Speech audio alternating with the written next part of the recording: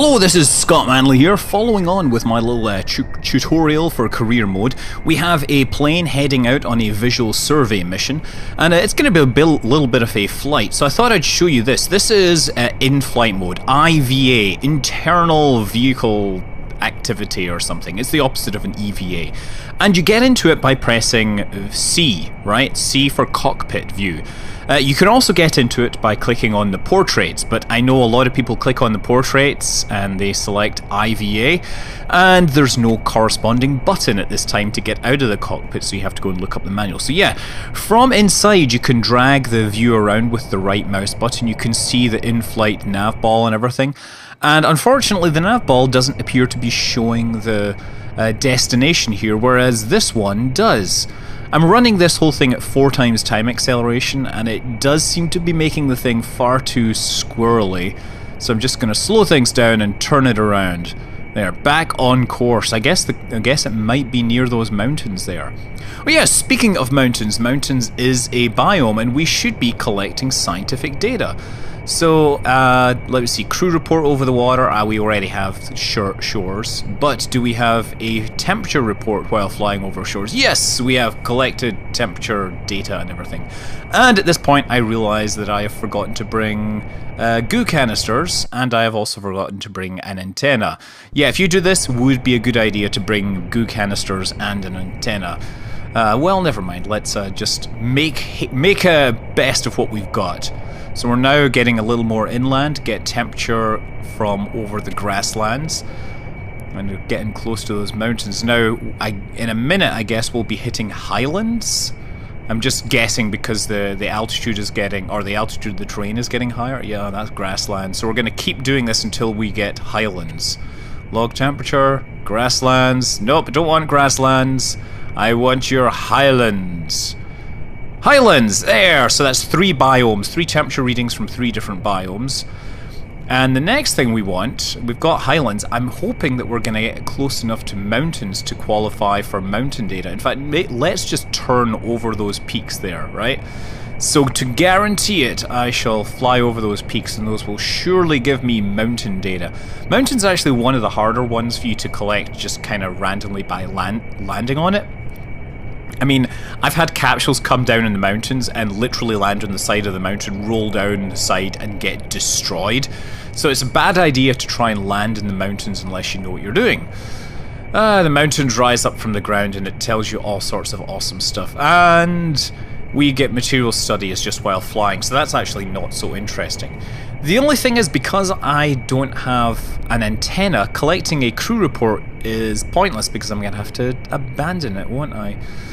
There, it looks like we're pretty close. You can tell you're getting close when it appears very high in the sky, since it basically points to like the maximum altitude or whatever. So we must be really close to where this thing is. There we go, we are entering area D81JZ, so I need to do a crew report. Crew report and ignore the one that was previously there. But we got crew data for the mountains after all. So we have 4 temperature readings, we have a crew reading, and we've got all our temperature data. So the next thing we want to do is land this thing, and I guess... So now's landing. Landing is of course not something that everybody can do right away. If you've played other flight sims, you might be able to just about figure out how to land something like this. You know, once you've built an aircraft, it pretty much flies like a real aircraft. Of course, there's no instrument landing system or anything. On the other hand, I've purposely fitted it with these parachutes so you can land it practically anywhere.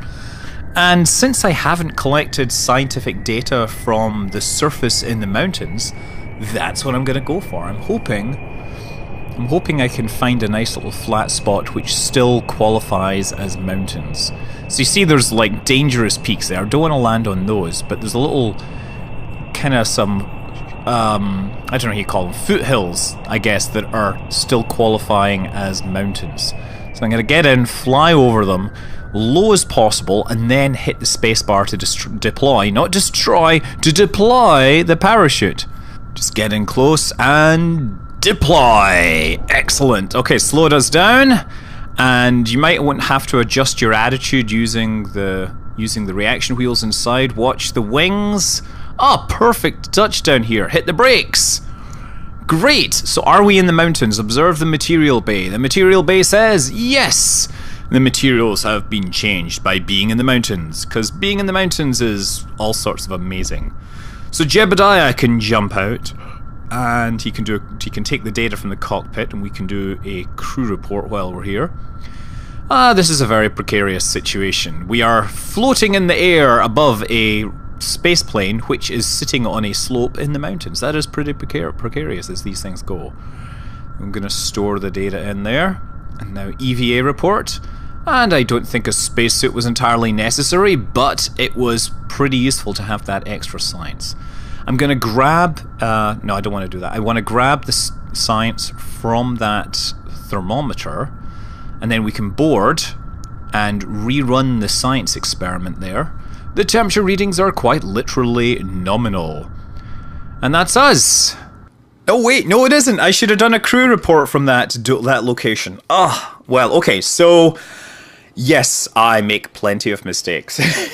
It's quite normal. You know, embrace your mistakes, live with your mistakes, because the mistakes will sometimes be some of the funniest moments. So there we go, we got some more science, and next we're gonna find something else to do. Okay, so let's see what else we have available in terms of contracts. What have we got active, actually?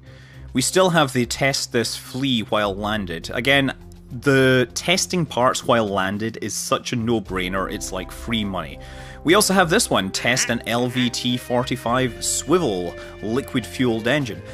So yeah, this is another no-brainer. We just put a couple of engines against each other. Engine fight! They're fighting to see which one can move us, and thankfully the RT5 isn't winning. So we'll just, it's burned out now, let's throttle down and collect our reward. Okay, now we've got both of those out the way, let's actually go for the orbit Kerbal. Right? The other testing options are you have to test the item at specific altitudes and everything. And none of these, this might actually work, but we'd have to be very careful. Now you see this would be opening it too high up.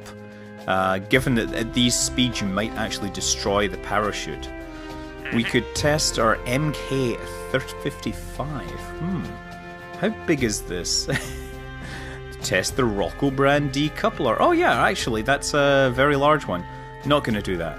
However, the TR2 stack separator, that might actually make sense. Except that we'd have to launch it at particular altitudes. I'm just going to select Orbit Kerbal and we'll go for it. So we have one contract. Now, before launching to orbit, let's upgrade a few things. First of all, I suggest upgrading the launch site. So right click on the launch site and upgrade it so you can have bigger rockets. Right click on the mission control and upgrade that. And then right click on the tracking station and upgrade that. So that's took a bunch of your cash, so you still have about 100,000. But what this has given us, these two together will give you maneuver nodes, so that means you can adjust your maneuvers and try them out while in orbit. And this one will let you use bigger rockets. We also have about 64 science to spend, and before going into orbit, well, the main ones, you're probably not interested in this one. That's kind of useful, but I wouldn't worry about it. General construction helps you when you're building bigger rockets, not with these small ones. Advanced rocketry, on the other hand, gives you the bigger fuel tank. And given that part count is going to be your main limit, this will actually be quite useful, so let's get that. Okay, how do we build a rocket which goes to orbit? Well, you're going to need a capsule as the first thing. Now, going to orbit, you're going to be wanting to bring some science back with you, so I would suggest throwing some science instruments on the side of this. Again, do a pair of these things high up. You need a parachute so you can land it. You're going to need... we have a parachute on the front. We're going to need a heat shield underneath so that you can survive re-entry. We should probably put a couple of thermometers on because thermometers are useful to have. There we go.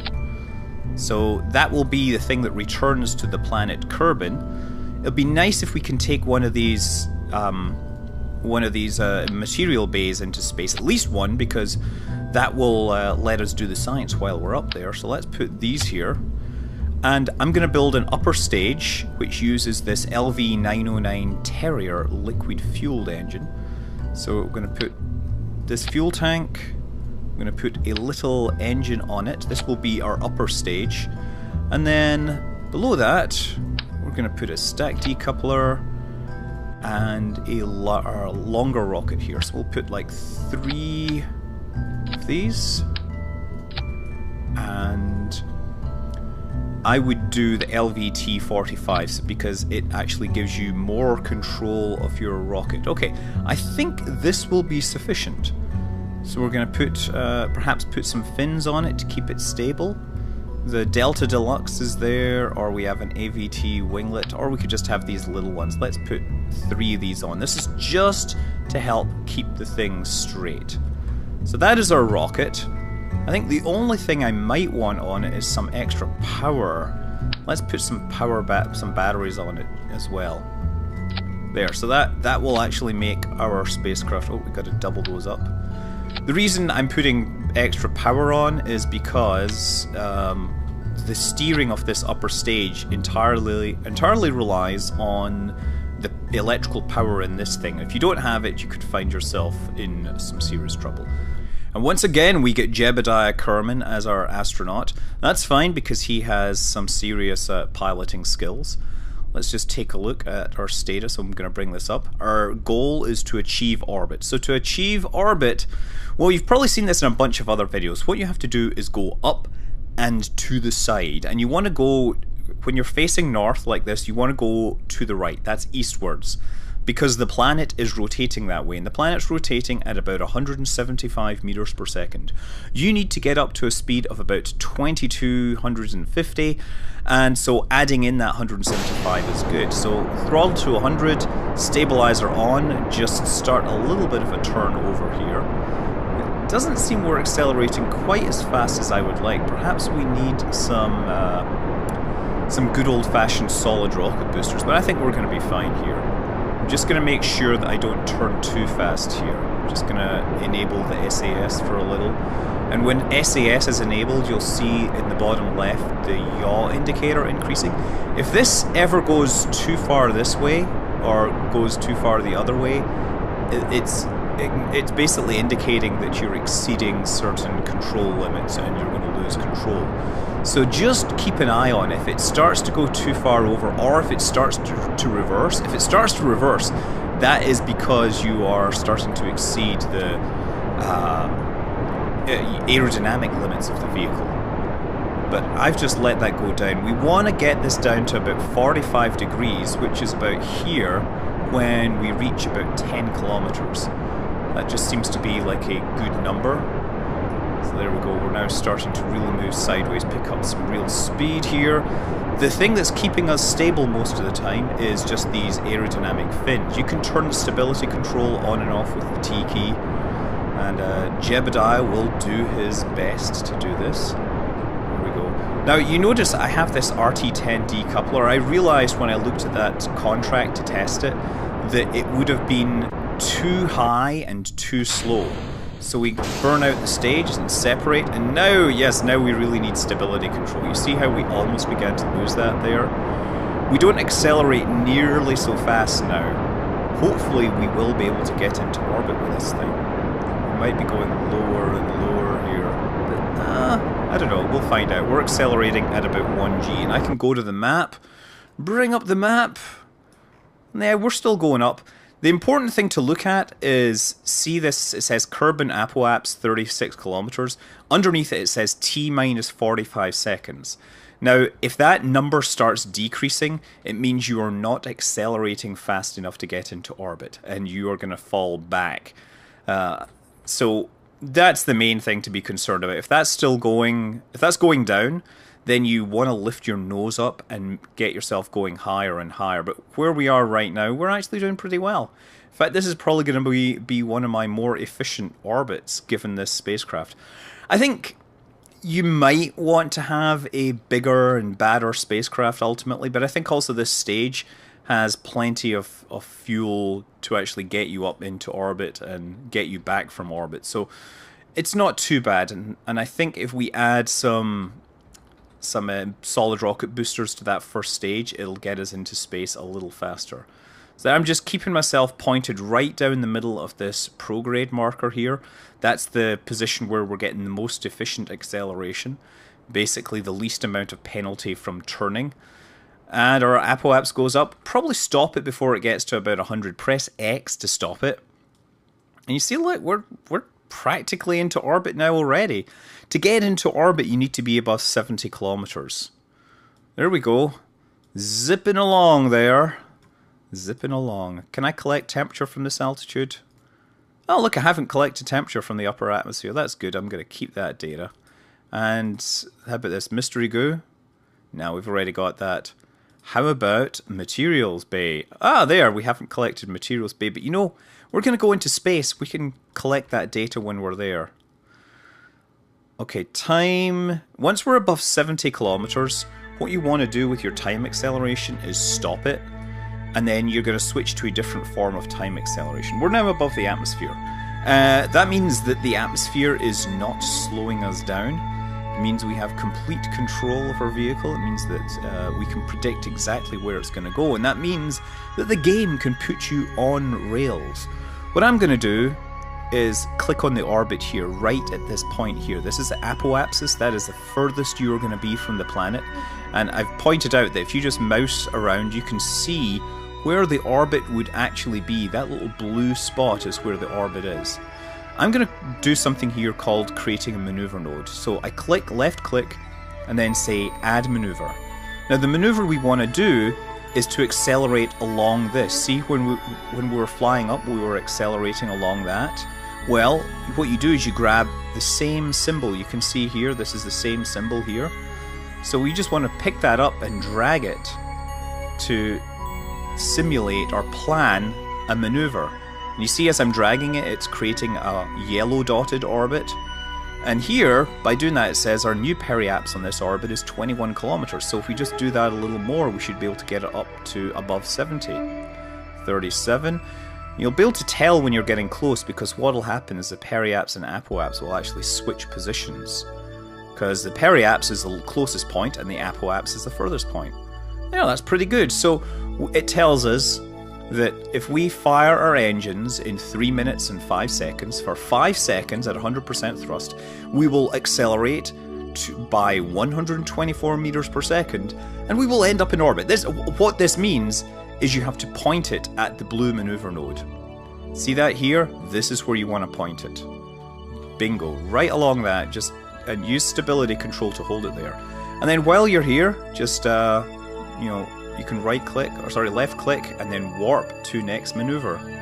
So it'll actually perform the time warp for you. There's nothing to see outside here. We're just going to have a sunset. So it's going to time accelerate for us, and it's got about 57 seconds to go. So I'm going to wait until we get a little closer. You can time accelerate just a touch, but beware.